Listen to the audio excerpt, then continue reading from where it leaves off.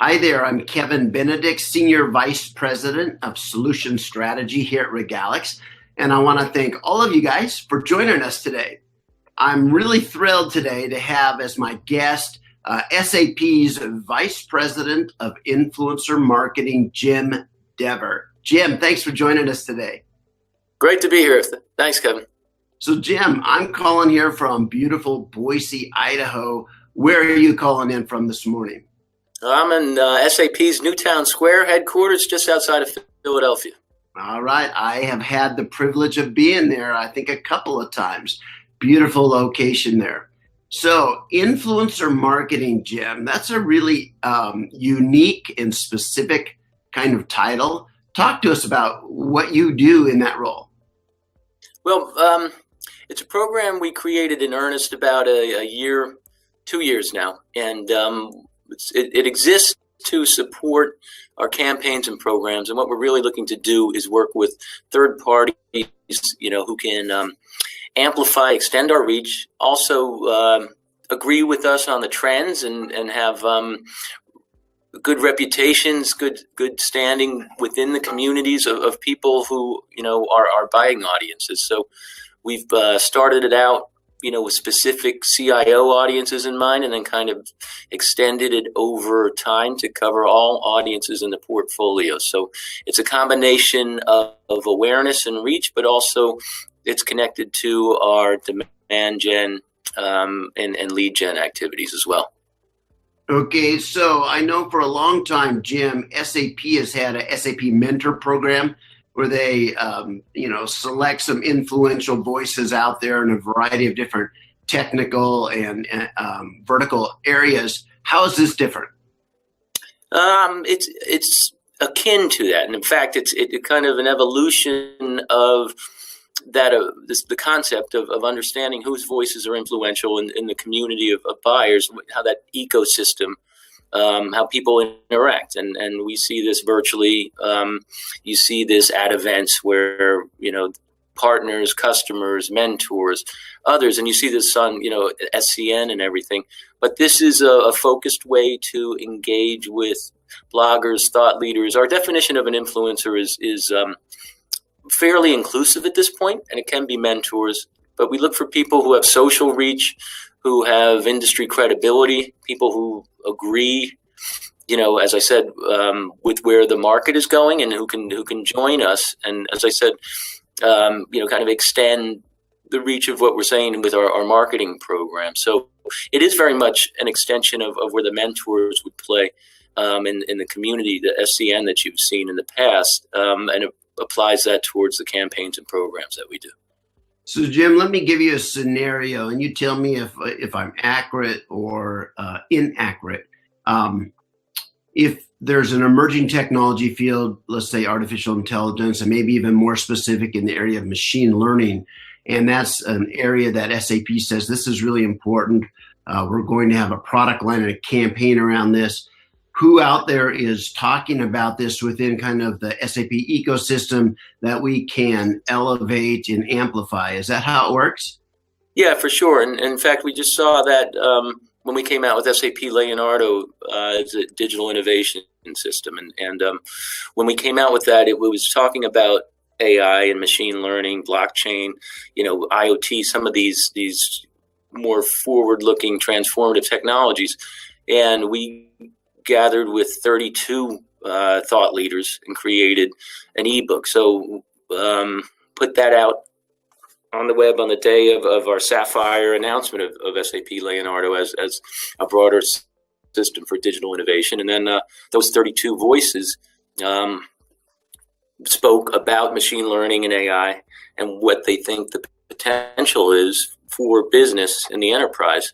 And each of those influencers, by participating and promoting that particular ebook and their thoughts in it, again, it has a multiplier effect, and that's the whole purpose, particularly in helping to introduce some of these things that seem a little far out in the beginning, but actually are, things like blockchain are proving to have real substantive enterprise impact.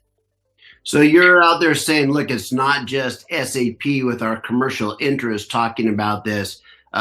here's the industry voices and here's what's being thought of across the spectrum of influencers. Is that how? Yeah, for sure. I mean, we have plenty of SAP people who can talk about this, and there's no shortage of SAP voices. And this is one of the pieces of the broader mix of let's say content or SAP, what SAP is saying in the marketplace, because there are, some more tried and true marketing mechanisms with white papers and other things, where we will appear, and those all still happen. But what's been good with what we've been doing with influencer marketing over the past 2 years is it complements that. There's a piece where we've got new voices. We've got some new kinds of content that we're experimenting with, more dynamic kind of content, more socially optimized, things like that. So when we come to our colleagues who are creating the programs and the campaigns, and we discuss, what could complement what they're doing, this has been something that's been attractive to be, that last, third or a quarter of what they need to do to to get a little bit different eyes and ears with the message. Got it. So how does SAP, SAP has been investing in programs like the SAP Mentor Program, the Influencer Program, and a number of these they've been investing for some time now. How do they measure the value when they're coming to budget times and they're saying, how much should we commit here? Well, I'm always lobbying for more, but it's you can see it in some of the standard KPIs that we have. If we look at events and things like that, we pick people to join us at our events as moderators, participants, but when they join us, they'll help to promote it on social. So the reach, we'll see the influencers accounting for a pretty impressive percentage of the social impressions. We will, if you look at webinars and things like that, where we have the influencers join us as hosts and moderators, we'll see higher, or we can tell by the number of people that tune in. We can see by the number of leads generated. So some of these things play out. We can, if we have an asset, I mentioned an ebook, we can see the click-throughs and things like that. So it does play out in pretty tangible ways. And I always knock on wood. Hopefully it will continue to do so if we continue to have interesting voices and interesting formats. So let's take it from kind of abstract and hypothetical to tactical here. How might we see influencers at work at the upcoming Sapphire here in June? Well, that's a good example, case in point. So we will invite, a group of influencers to join us at the event. They will take part in some of the live streaming. We're going to have a Sapphire live studio approach. So for every, theme or key technology priority topic, we'll have the opportunity to have some conversations between influencers, customers, partners, SAP execs that will be, kind of adding to the keynotes and the news that gets announced. We'll see them on social. We'll see them after the event at some video that we might take and some conversations that happen, while we take advantage of people being on site. So you might see some blogs running up to the event. You might see blogs after the event because, it's an information exchange too. So there's briefings and things like that. So, we try to match the people we invite with the key priority news items and what we'll be presenting at the event. No, thank you for sharing that with us. So what makes, how do you know when everything is clicking and the program is working right? How do you know that?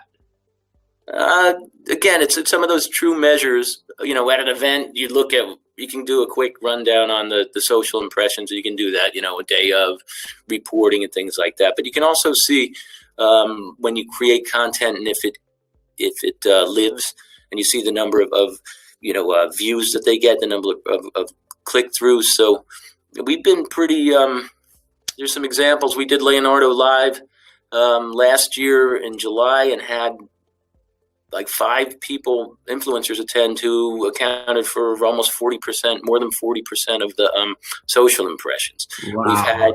We've had videos that, more produced videos that we shoot with the influencers to talk about, programs, and those have been, 30, 40,000 views. So we've seen some real effective content, and we've seen good views and, like I said, agreement with the influencers. And that's the other cool thing, is it's got to be a win-win. So we're not putting words in people's mouths. So if we are thinking the right way about the technology and the way the market is trending, and we can attract great voices, and influential people to join us because they see it the same way, then that actually, you can feel that vibe too. It's a good thing. Oh, that's terrific. So I know a number of large technology companies invest in the influencer program. I've interviewed like Robin Matlock at VMware about influencer programming and things like that. But let's talk right now directly to those leaders of marketing groups that are considering putting together an influencer program. What actually makes up, what are the components that make up a good influencer program, Jim?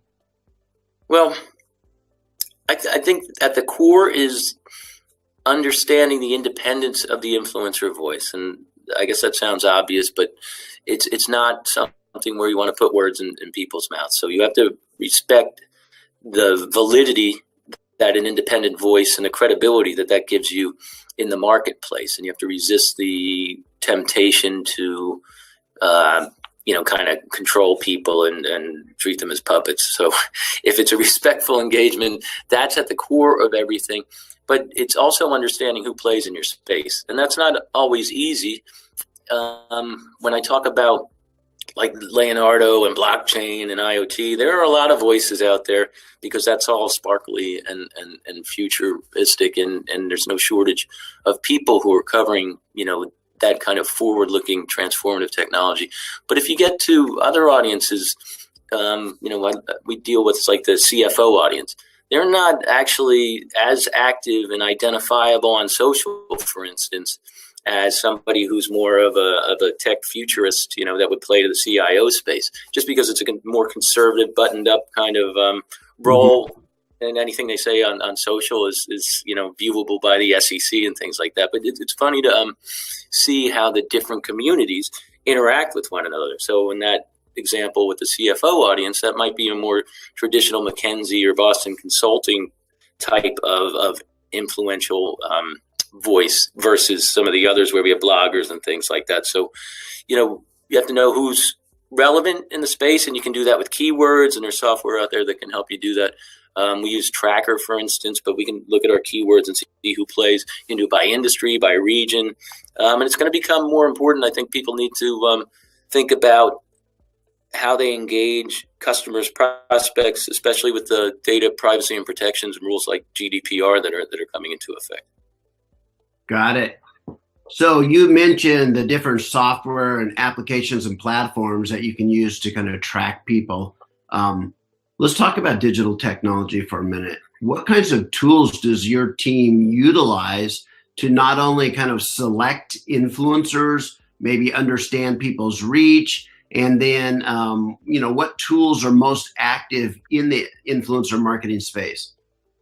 Well, there are, a number of vendors that provide the ability to look at voices according to topic. Again, we look at reach, relevance, resonance, what's the engagement, what are the subjects that they cover, and then what are the audiences. And we've also seen in the last couple of months, you need to be careful about, just not just seeing high numbers of viewers or followers, because, sometimes those turn out to be a percentage are bots and things like that. So that's another tool that people want to take advantage. So you can make sure it's organic and it's real. But if you look at your SEO terms, or you look at your keywords and you put those in, and you can start to identify people just from there.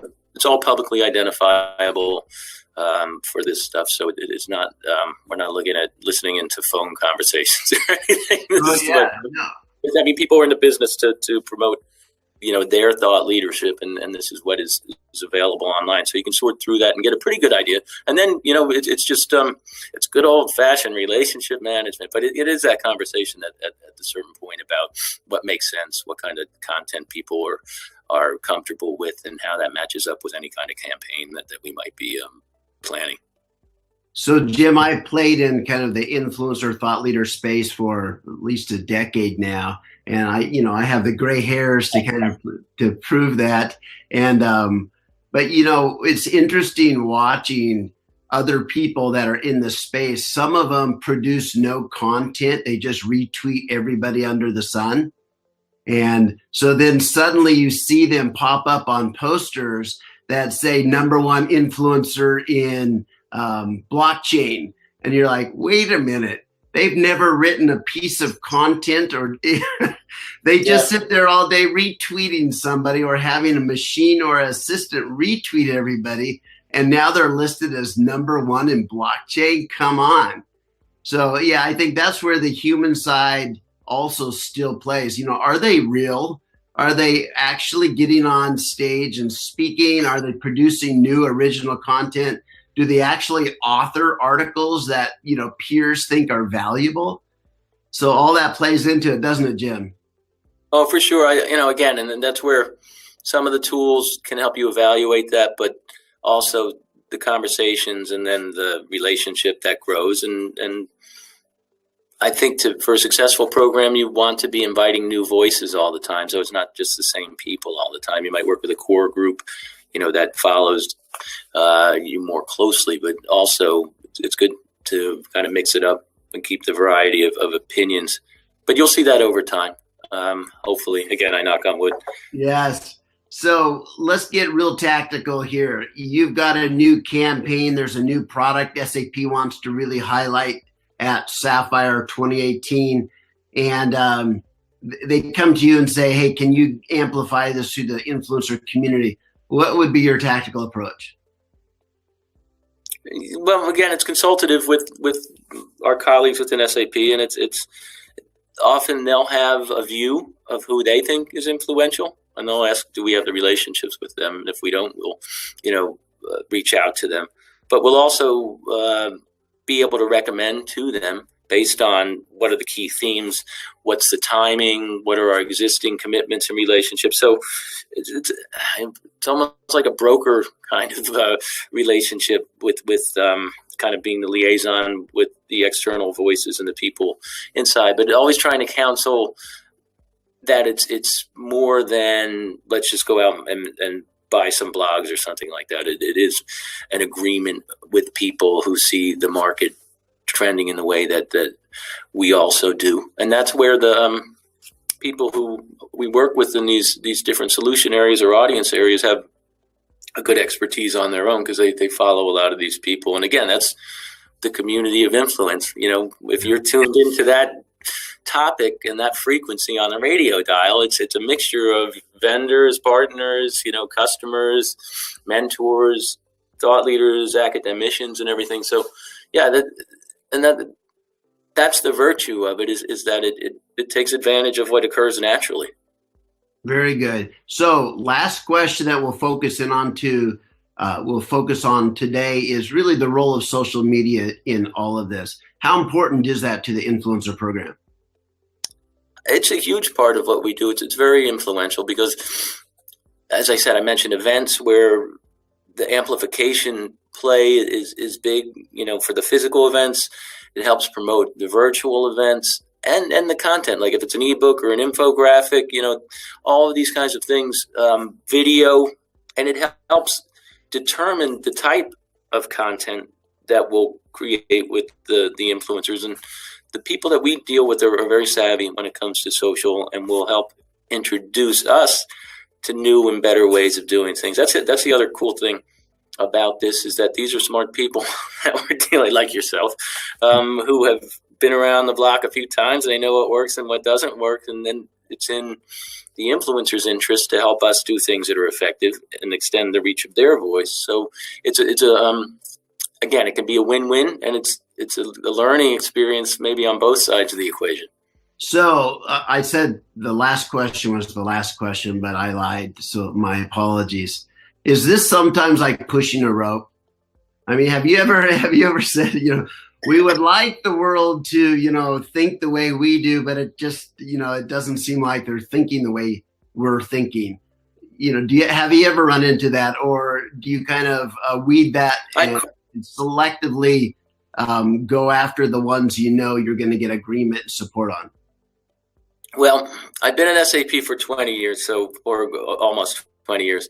So I've seen times when we were in perfect step with the market. I've seen times when we were maybe a little behind or out of step with the market. And I've seen times when we've been actually thinking more forward to where the market's going. So I have the good fortune in the past at least 2 years to be discussing trends that are real and they're happening, and certainly everyone has room to disagree and variations on what will exactly happen. But what we've been thinking about, especially where I'm playing with the IoT, digital supply chain, where blockchain can come into that equation, what machine learning is going to do for business process automation. I mean, there's not too much disagreement about the impact and the ability to work with people to, create, like I said, the win-win.